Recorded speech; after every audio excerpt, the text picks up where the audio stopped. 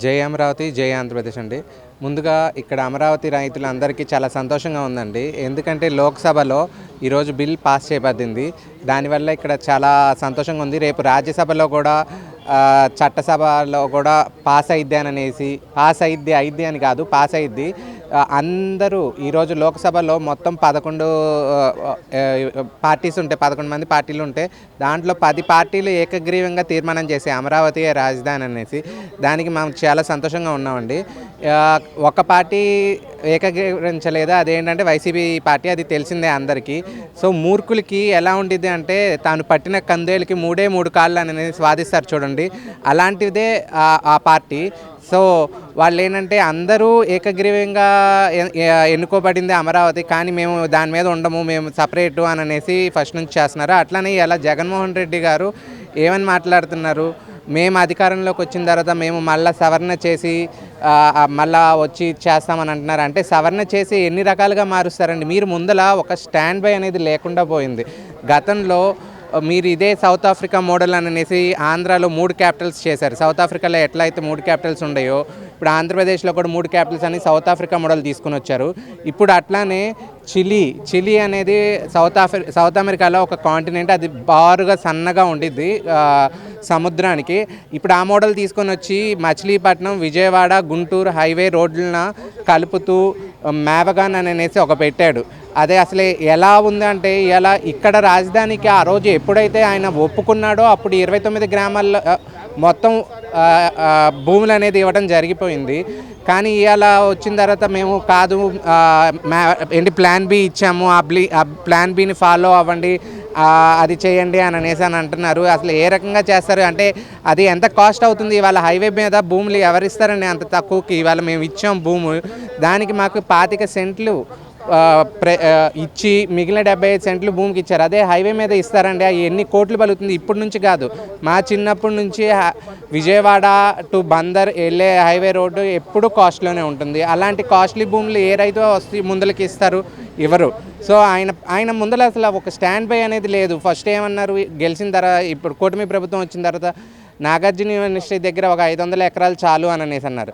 కాదు, తర్వాత వాళ్ళ పార్టీలో వాళ్ళు ఏమంటున్నారు, మేము అమరావతి రాజధాని అని అనేసి అంటారు. ముందర వాళ్ళకి అసలు ఒక స్టాండ్ బై అనేది లేదు. ఫస్ట్ స్టాండ్ బై లేకుండా ఇవ్వాలి.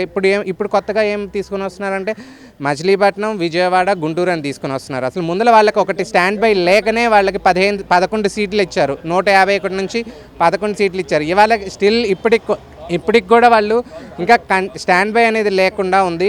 ఇవాళ 11 సీట్లు కాదా, సింగిల్ డిపాజిట్ కూడా వస్తుందో రాదో వచ్చే ఎలక్షన్స్లో, అది కూడా రాకుండా వాళ్ళు చేసుకుంటున్నారండి. అంటే జగన్మోహన్ రెడ్డి గారు మళ్ళీ కొత్తగా ఇప్పటికే 50,000 ఎకరాలు తీసుకున్నారు, దానికి 1,00,000 కోట్లు ఖర్చు అవుతుంది. మళ్ళీ అదనంగా 50,000 ఎకరాలు తీసుకుంటున్నారు, దానికి కూడా 1,00,000 కోట్లు ఖర్చు అవుతుంది.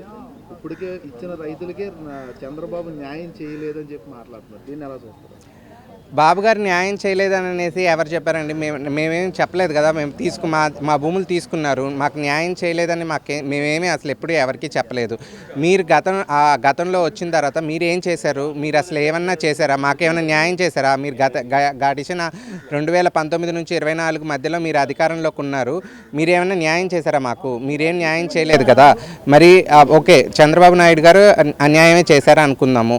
మరి మీరు అధికారంలో ఉన్నప్పుడు మీకు ఇక్కడ రైతులకి ఏం న్యాయం చేశారు? మీరు ఏం న్యాయం చేయకపోక 1631 రోజుల నుంచి మేము ధర్నాలు అవన్నీ చేస్తుంటే మీరు ఏనాడన్నా ఎందుకు చేస్తున్నారు, ఏం చేస్తున్నారు, ఎందుకు ఏంటి పరిష్కరించుకుందాం అని అనేసి ఏనాడన్నా ఒక్కళ్ళన్నా ముందరకు వచ్చారా? రాలేదు. ఇవాళ రాకపోగా ఇవాళ మళ్ళీ బాబు గారు వచ్చి 50,000 ఎకరాలు ఆల్రెడీ తీసుకున్నారు, ఇంకొక 50,000 తీసుకుంటున్నారు అని అనేసి మాట్లాడుతున్నారు. కరెక్టే, ఇప్పుడు తీసుకుంటున్నారు. ఇవాళ ఇక్కడున్న భూములకి ఎయిర్పోర్ట్ ఎక్కడ కట్టాలి? ఎయిర్పోర్ట్ కట్టడానికి ప్లేస్ కావాలి, రైల్వే స్టేషన్కి ప్లేస్ కావాలి. ఇప్పుడున్న ఈ 30,000 ఎకరాల్లో సరిపోదండి.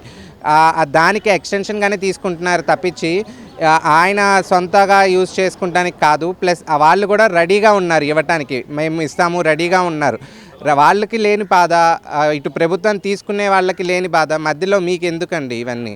సో ఇలాంటి తప్పుడు ప్రచారాలు అనేది ఒక స్టాండ్ బై లేని వ్యక్తులతో మాట్లాడటం, వాళ్ళ మాటలను పట్టించుకోకపోవటం అనేది బెటర్.